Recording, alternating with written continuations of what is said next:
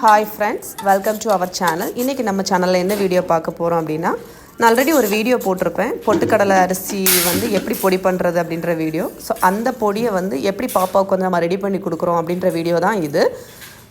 So அது எப்படி பண்ணனும் அப்படினா ஃபர்ஸ்ட் வந்து ஒரு பவுல்ல வந்து ஒரு half டம்ளர் தண்ணி எடுத்து ஸ்டவ் ஆன் பண்ணி வச்சிட்டு அதுல வந்து பனங்கற்கண்டு போட்டுக்கோங்க. நான் இனிப்புக்கு வந்து பனங்கற்கண்டு போட்டுக்கறேன். இன்னொரு பவுல்ல வந்து ஒரு 2.25 டேபிள் ஸ்பூன் நம்ம ரெடி பண்ணி வச்ச அந்த மிக்ஸை வந்து ஆட் பண்ணிட்டு ஒரு 1/4 டேபிள் ஸ்பூன் தண்ணி வந்து விட்டு நல்லா வந்து மிக்ஸ் பண்ணிக்கோங்க. அத கொஞ்சம் தண்ணி விட்டு மிக்ஸ் பண்ணிக்கோங்க. கட்டி இல்லாம மிக்ஸ் பண்ணணும். கட்டி இருக்க கூடாது.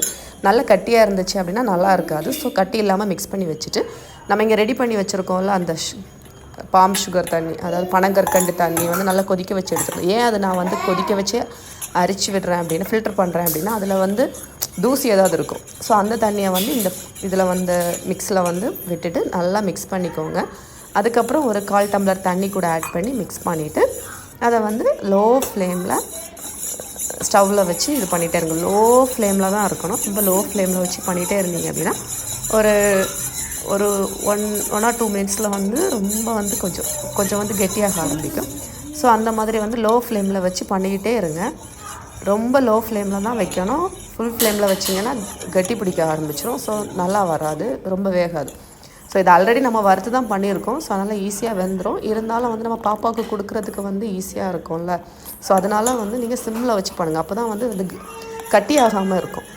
ஸோ அதுக்காக தான் சிம்மில் வச்சு நல்லா பொறுமையாக பண்ணணும். ஸோ டைம் ஆக அது வந்து கொஞ்சம் கெட்டியாக ஆரம்பிக்கும். ஸோ ஓரளவுக்கு கெட்டியான அப்புறம் நம்ம வந்து எடுத்து ஆற வச்சிடலாம். ஸோ பார்த்தீங்கன்னா இப்போ வந்து நல்லா வந்து அந்த இது வந்து பபிள்ஸ் வந்து நம்ம மேலே தெறிக்க ஆரம்பிக்கும். ஸோ அப்போ வந்து ரெடி ஆகிடுச்சுன்னு அர்த்தம். ஸோ இதுக்கப்புறம் ஆற வச்சுட்டு நீங்கள் எடுத்தீங்க அப்படின்னா பாப்பாவுக்கு கொடுக்குற ஸ்டேஜ் வந்துடும்.